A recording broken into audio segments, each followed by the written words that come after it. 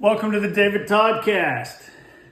No victory cigar Monday morning as the Steelers fall 27-13 to the Philadelphia Eagles in a game that seems to have Steeler Nation surprisingly worked up, but a result that, I don't know, it was pretty apparent to me that this is what we were going to see kind of as the week went along. All right, thanks for being with me. Remember, you can follow me on X at David M. Todd. Like and subscribe down below if you would. That's beneficial to me.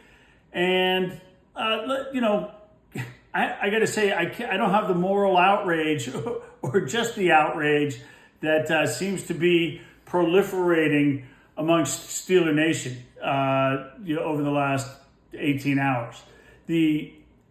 Back in the day when I was doing my radio show on ESPN, this is not unique to Pittsburgh or anywhere. There is a standard theme, a standard understanding that losses are good for business, particularly if you're a good team. When your team's winning all the time, it gets boring to talk about. You try to pick things apart. Losses, everybody's an expert when the Steelers lose, and everybody knows exactly what went wrong and how they should do things better. And you know what? Sometimes I feel like, the masses are correct. This game, the Eagles are a better team, and the Eagles are particularly a better team when you're playing in Philly and the Steelers are missing 3 starters, including their best offensive player. Look, the Steelers were a 5.5-point dog, opened 4.5, went to 5.5. I got to say, I tweeted during the week that this game was, in the big picture, insignificant. And I'll stand by that, win or lose, insignificant. Sure, every game in the NFL, when you only play 17, is significant. I can't believe how difficult it was to get the concept across that in terms of the Steelers, where they were at 10-3, with 4 games left in their schedule, certainly it's the least significant of the 4 games they had remaining. It's not in the division. 2 of the 4 games, Baltimore this week and Cincinnati at the end of the season, are in the division. The Chiefs are in the conference. The Chiefs are a better record than the Steelers. So you're playing a very good team in a different conference. If you're going to pick one to lose, this is obviously it. Yeah, no, you're not signing up to lose. But in the big picture of where things go, this one isn't going to change things a lot. The next 3, yeah, of course they are. But, look, the Steelers got it handed to them. And there were you look for bright spots in this game. There weren't a lot. But let's talk about the things. If you want to have full bitch Monday, let's talk about a couple things. Certainly one of the things that everybody's pointing to and I pointed to is the officiating, because there were 3 significant calls, I think, that went against the Steelers on personal fouls that were a bit ridiculous. The first, the Steelers are up 3-0. The Steelers are down 3-0, but they're driving. They're down to the Eagles' 11-yard line, and the Steelers didn't have very many drives, so these aren't hard to differentiate. But they're down to the 11-yard line, and they run a Najee pitch right sweep, a little swing pass actually is what it was. And I thought Najee should have cut it up early, but he didn't. He took it outside, and he got 7 yards before he was forced out of bounds and did the Najee jump. And it was one of the better offensive plays the Steelers had. And it was certainly a solid red zone play on first down from about the 11-yard line. And our man, Big D, Darnell Washington, takes Darius Slay into the stands. And look, if you're watching this, the funny thing about this is you can see this, and I posted this on my X account, is on this play, Washington is blocking Slay, and he's blocking him forever. But the whistle, you think because Slay's now in the end zone that the play is over. The play wasn't over. Washington got him early and rode him. Now, you can actually see on this video that Najee's going out of bounds and Slay's now at the back of the end zone. And Washington takes him another 8 yards to the wall where the stands are. Okay, is that a penalty? If the play ends right there, it probably isn't a penalty.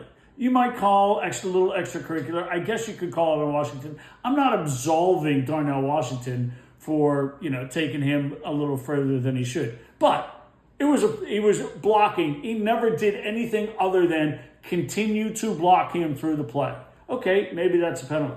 But, as you might imagine, or as you've seen, Darius Slay took issue with all of it. And he threw 2 right-handers. And as players bunched there, my man Calvin Austin, all 5'9", 165 of them, got in there and started mixing it up. And then Eagles corner, Quinyon Mitchell, comes in and throws a right hand at Calvin Austin. So all of this stuff happens. You don't see it. We don't see any of it. We don't even see a good replay of it. If you're watching on television, the only good replays you see were people who were either at the game or different camera angles on X, posted on X. But the gist is, even the announcing team said, well, we'll just get this over with. They're going to call personal fouls on each side, and we'll continue to be Steelers second and 3 from the 4-yard line. Lo and behold, two personal fouls, both on the defensive team. Okay, so it's a bad call. Look, that stuff very rarely happens where you have a melee and then all the personal fouls go on one side. Come on, both teams were involved. It's ridiculous. Okay, that's one. 2, by the way, I am not, the idea the refs are against the Steelers is complete nonsense, right? We all have our own personal biases, and we remember the penalties, the bad penalties that go against the Steelers, and never remember the penalties that go against the other team that benefit the Steelers. The second, let's talk about kind of sequentially. There's the play where Justin Wilson, who gets one play in the game and then ends up having some abdominal issue that he can't go back in the game.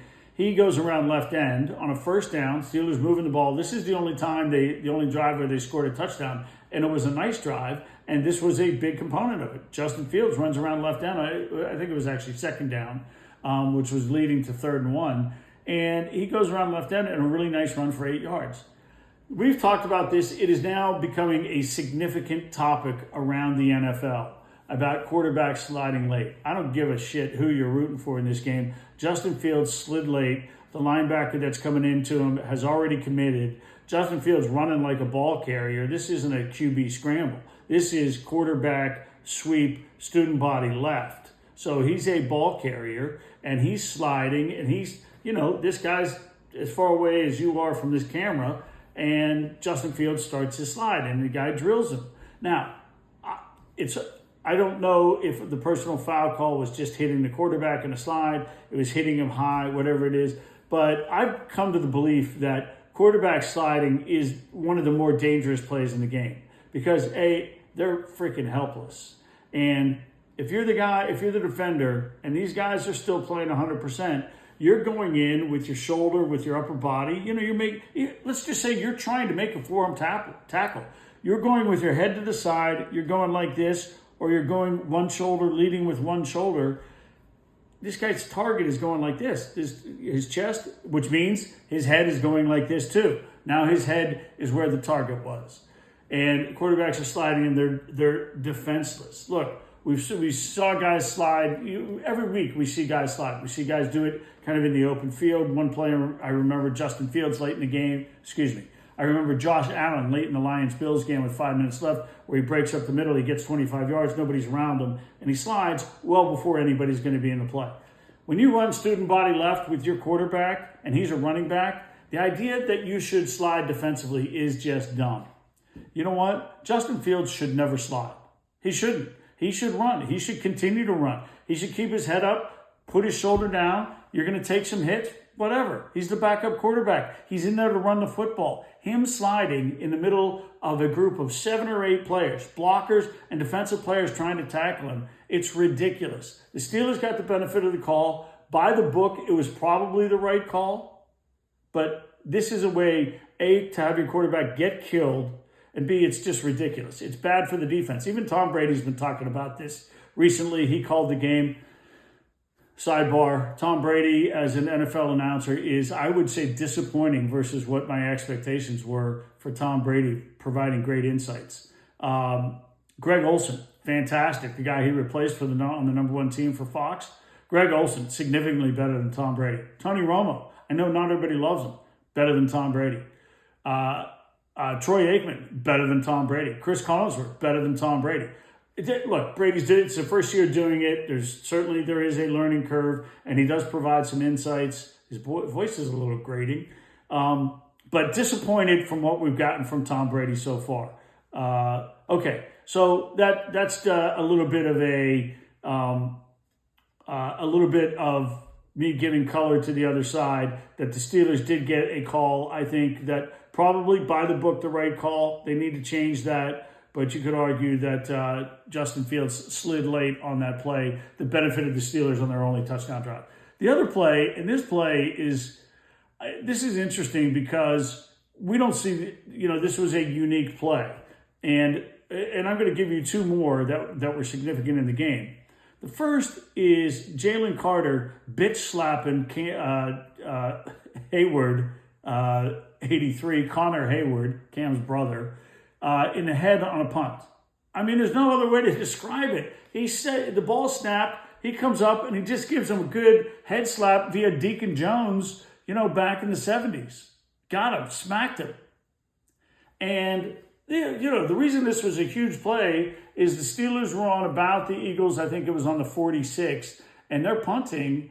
And, it's a good punt by Waitman. The Steelers down at the 6-yard line. So it's a good play, but now there's a flag and it's a personal foul. A lot of times, we don't know at that point it's a personal foul. There's a flag, and a lot of times we find it's the receiving team is holding or blocking the back or whatever. Those are always after change of possession, after the ball's been punted.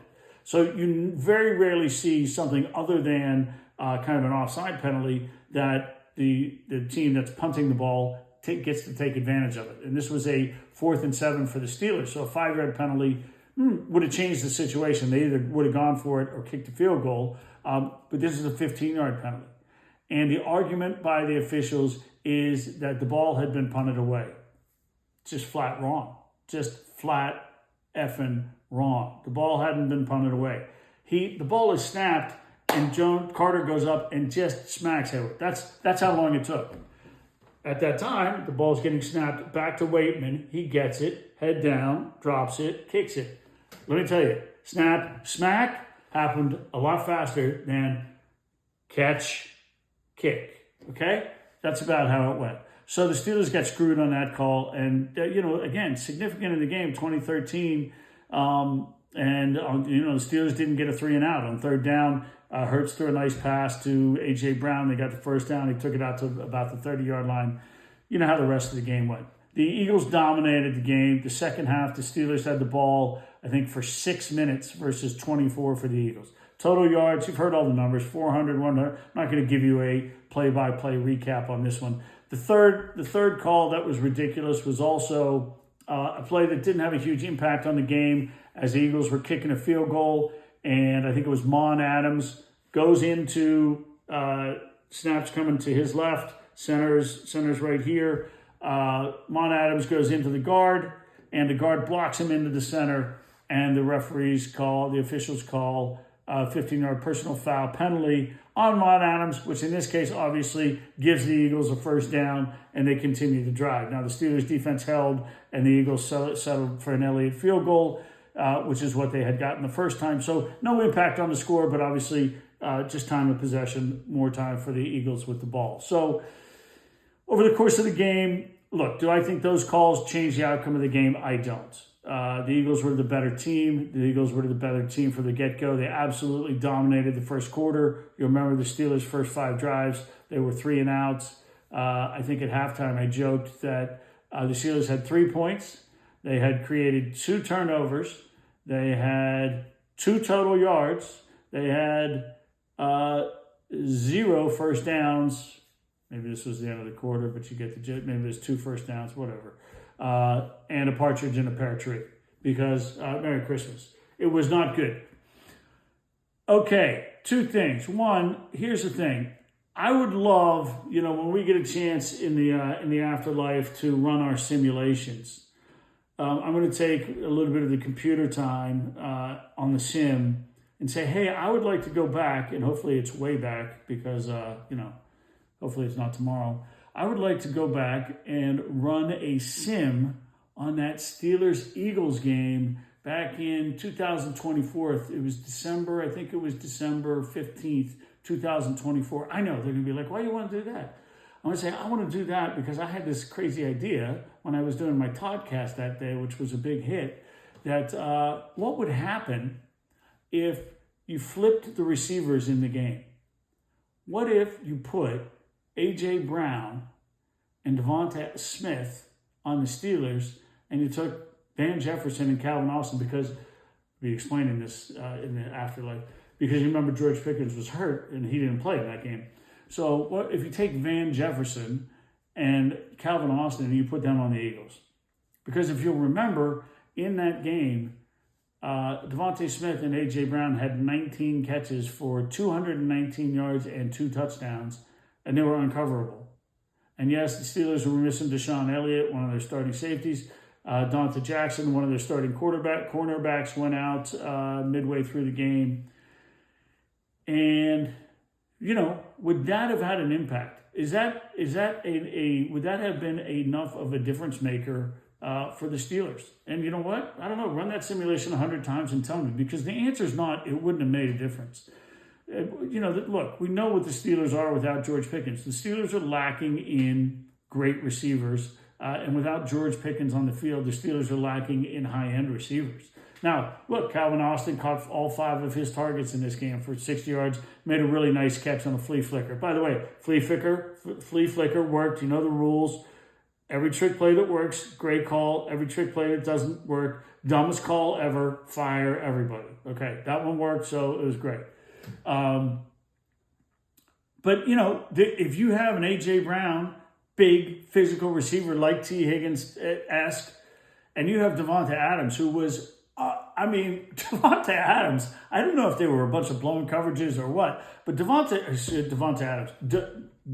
Smith, sorry, we don't edit these, one cut.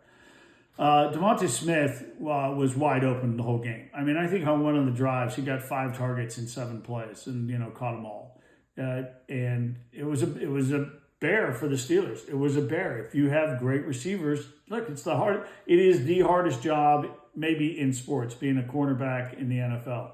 Covering those 2 guys was incredibly difficult, and the Steelers didn't do it very well. The Steelers didn't do anything very well. So anyway, getting back to, I would like to, in the afterlife, put me down for 2088. Sometime in December, I'd like to run a sim on the Steeler game from this weekend. Russ, nondescript game, whatever. Running game, not good. This is, I guess what it comes down to me is the Eagles are a really good team. You knew you're going to have trouble running the ball. They tried to run the ball a bit. They couldn't do it. There's nothing to say about Najee's fumble. They dropped the ball. He doesn't fumble almost ever. He did. It was at a crucial time. It was a crucial spot in the field, as it always is. And that was a killer. But the Eagles turned it over twice too, and in great field position for the Steelers. Once kind of on the around midfield, and the Steelers did nothing with it, and then once down around the goal line, and the Steelers didn't do a lot with that. They converted it into a field goal. What I will say is that streak, and these aren't all that significant. I just find it amazing. That's 10 straight games the Steelers have forced multiple turnovers. 10 straight games. I assume we are approaching NFL record territory with that. So they won the turnover battle 2-1. They lose the game 27-13. The better team won the game. Here's the thing: the 2 quarterbacks. Who's a better quarterback, Hurts or Wilson? Ish. They're the same. Hurts is being 10 years younger and more mobile. Probably gives him a slight edge, but Russ throws the ball as well as he does. Kudos for the Eagles defense. They knocked down 3 of Russ's passes. They shut down the run game completely. Steelers defense, TJ made a couple nice plays. I'll start raising the Minka alarm. What's going on with Minka? Holy Christ. Oh, well, I got to talk about the most significant thing defensively. Steelers tackling was atrocious. Now, some of that is, it's not easy to tackle guys like Hurts and Saquon and all these guys. They're incredibly great football players, and they're elusive. And in fact, the fumble that TJ punched out early in the game on Hurts was a play where Jalen, avoided a couple guys. Then Peyton Wilson went over the back, almost had him and almost brought him down and gave him TJ time to come in and punch the ball away. Great play, again, by TJ. If we're doing ifs and buts and candies and nuts, the other significant play, if TJ on that other sack that he got coming around on Hurts from the back, when Hurts had kind of scrambled left out of the pocket and had that ball down at his hip, carrying it like that when TJ got him, TJ was coming in with the hammer with his right hand. And he did. He loosened the ball for sure, but credit to Hurts. He did a great job of holding on to that because they turned the ball over another time at that part of the field, it could have been a difference. All right. So offense, nothing particularly interesting. Didn't do anything well. Defense, made a couple plays, but, the team takes the ball for the last 10-29 and just runs it down the field on you. Interestingly, credit to Sirianni, he threw the ball a couple times on not high-risk throws, high-percentage completion throws, but he threw the ball, and the big play down the sideline where it looked like KZ made the tackle on A.J. Brown and almost knocked the ball out. The correct call was that he had stepped out of bounds, and he did step out of bounds, and the Eagles got the ball and continued on their merry way and ran out the clock. It's an impressive drive. And TJ was out at that point in time. The Steelers defense weren't able to get a stop. The Eagles, I think they converted a fourth down there. They converted some third downs. That tush push is unfreaking believably unstoppable. One of the plays I thought the Steelers did an incredible job of stuffing it, but if the referees aren't going to blow the whistle because the runner is still up because the guys are holding him up and pushing him, and the Steelers are, pushing back on the other side like a rugby scrum, well, if you're going to give them 10 seconds and you get two guys behind the two guys behind the two guys who are continuing to push, that's why they're having great success. It is pretty damn close to unstoppable.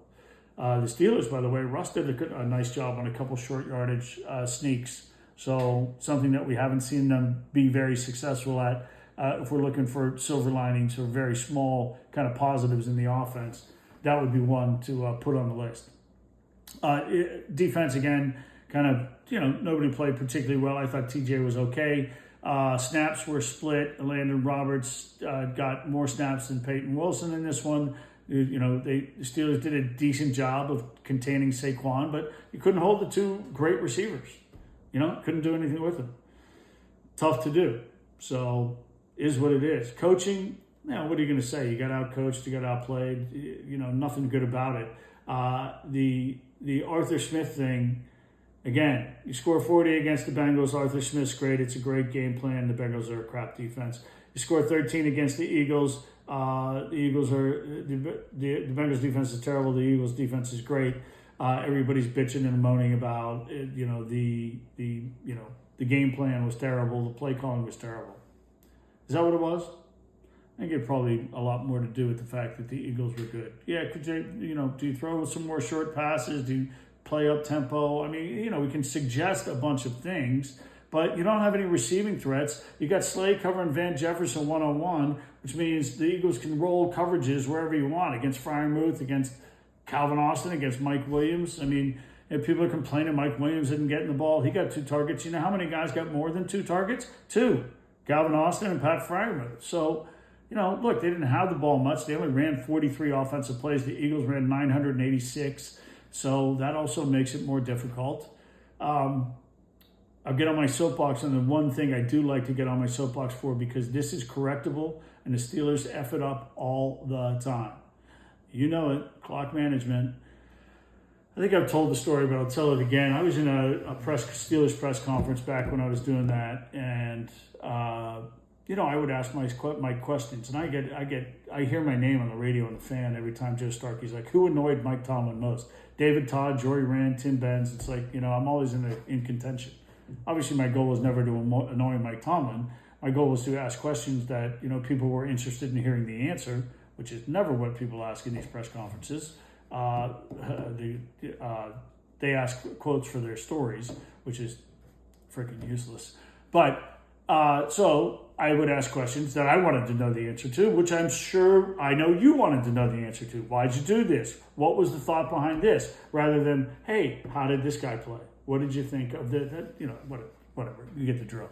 So the point is, some Steelers staffer, I'm not unnamed, I'm not going to name him, came up to me and said, why do you ask all these minutia clock management questions?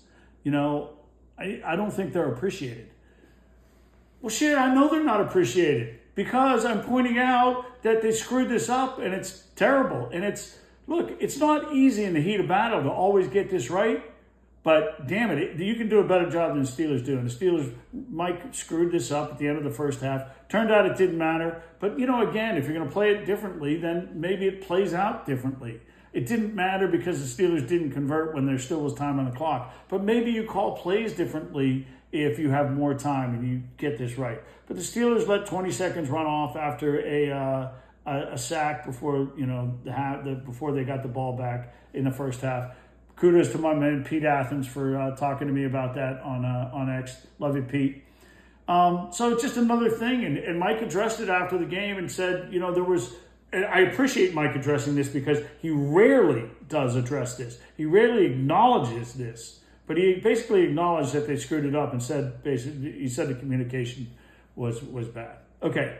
All right. That's enough of that. It's Ravens week. The Steelers play the Ravens. This is a big game. I have no idea. My rule on soft tissue injuries. They're always more than 1 week. 3 to 4 if it's a serious, pull or strain is a minimum. I don't have a great sense on this George Pickens thing because we got kind of blindsided last week about how significant it was. And then the MRI, and Mike comes out on Monday or Tuesday on his press conference and says he had an MRI and it's more significant. So it was clear to me he was never playing in this Eagles game. I would suspect he may miss the next 2 games because, look, the Steelers are in the playoffs. And that's what it's about. And God, being so upset about this Eagles loss really baffles me. But it's about what you do in the playoffs now. And if they lose the next 3 games, they lose the next 3 games. You know what? They're in the playoffs. You know who they play? They probably play Buffalo. But if they're in there and they're not the low seed, which they're probably not, they're going to play the Ravens or the Texans. That's who they're going to play. So think about that. They can beat both their teams. They're already beaten the Ravens. They can beat the Texans. If they win some of these games, they might get the Broncos or the Chargers. But, that's how it looks. We'll see the injury. I don't think TJ's hurt badly, lower ankle sprain. Maybe he misses a game, but, it's not, again. Now, turn our attention to the playoffs. Would you rather play at home? Hell yeah, I'd rather play at home. But playoffs in the NFL over the last 10 years, home field advantage has not been signifying that you're going to win the football game. It's been about 50% home and away. So, all right, that's enough of this. It's Ravens week. Now it's time to get excited. Couldn't get excited about Eagles week. Let's get excited about Ravens week. Steelers are 10-4. Remember, please like, subscribe, give me some commentary. I like a little interaction on the YouTube channel, David Todd Sports. Send it to all your friends. And Ravens week early, Merry Christmas, because Christmas Day, it's the Chiefs, and Pat Mahomes got hurt yesterday. All right, we got more to talk about. Thanks for checking it out.